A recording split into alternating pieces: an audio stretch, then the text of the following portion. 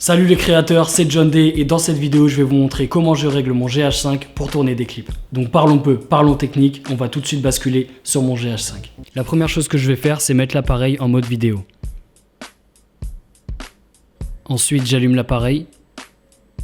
Ok, ensuite ce que je fais c'est que je vais aller dans les paramètres et tout de suite régler la fréquence du système et je vais donc la régler en 50 Hz en PAL parce que nous sommes en Europe, nous sommes en France donc en Europe, donc du coup on diffuse l'image en PAL alors qu'aux États-Unis ils diffusent en NTSC. Donc comme on est en France on va diffuser en PAL. Après ça on va aller régler le mode vidéo. Donc j'utilise le format d'enregistrement MAUV. Donc le MAUV va être plus gourmand que le MP4, donc si vous avez besoin de filmer économique, notamment si vous filmez du mariage ou des choses comme ça, vous pouvez également vous mettre en MP4. Mais moi je préfère le MAUV. Ensuite je vais vous montrer comment je me règle pour filmer mes scènes de playback. Donc les scènes de playback, je le rappelle, ce sont toutes les scènes filmées donc en temps réel où l'artiste effectue sa performance et chante devant la caméra. Donc je me règle en 4K 25 images par seconde, donc en 10 bits. Plus les mégabits sont élevés, plus vous avez d'informations dans l'image et vous pouvez aller beaucoup plus loin en post-production lors de l'étalonnage ou du traitement de l'image. Ensuite, je vais vous montrer comment je me règle pour filmer tous mes plans d'insert, tous mes plans de coupe que je filme en général en slow motion. Donc j'utilise du 60 images par seconde. Sachez que vous pouvez aller plus loin, mais pour du clip, je trouve que 60 images par seconde c'est largement suffisant. Donc je sélectionne le mode 4K 8 bits, donc à 100 mégabits par seconde, cadence variable disponible, très important. Ensuite, on va retourner sur le menu du dessus et sélectionner cadence variable.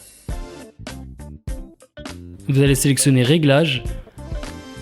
Ensuite, je sélectionne 60 images par seconde. À ce moment-là, je vais pouvoir filmer en 60 images par seconde.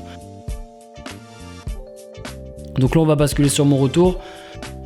Petite parenthèse, si vous filmez en 60 images par seconde, votre vitesse d'obturation doit être au minimum à 120 ou à 125 pour le GH5.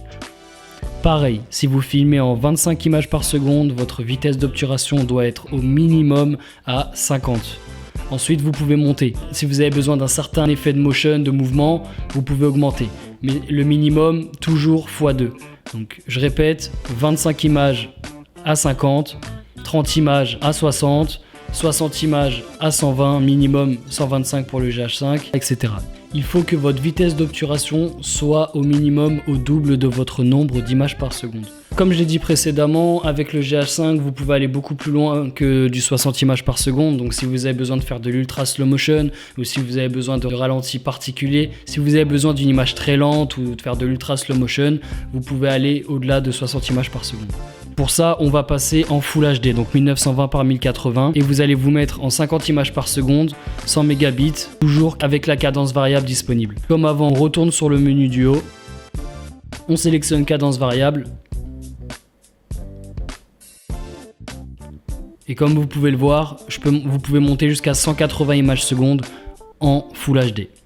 Même règle que tout à l'heure, si vous tournez à 180 images secondes, il va falloir régler votre vitesse d'obturation au minimum sur 360 voire 400. Donc là pour le coup c'est 320 pour le GH5, mais vous pouvez monter jusqu'à 400 s'il le faut.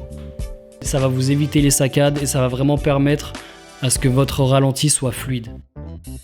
Ensuite, style photo. Donc en général je me règle en Cine Like Day. Voici les réglages que j'utilise. Le contraste à -5, la netteté à -3, la réduction du bruit à +5, la saturation à -5 et la teinte je la laisse à 0.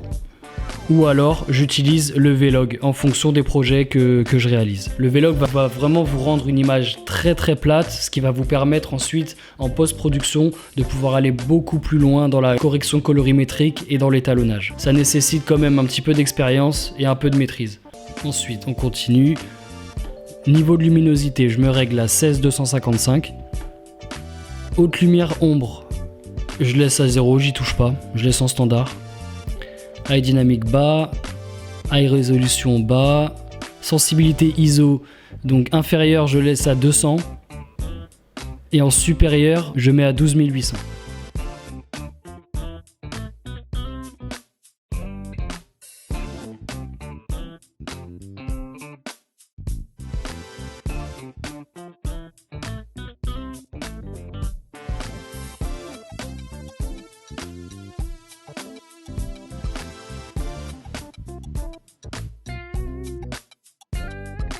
Ensuite, on continue. Mode d'exposition manuel.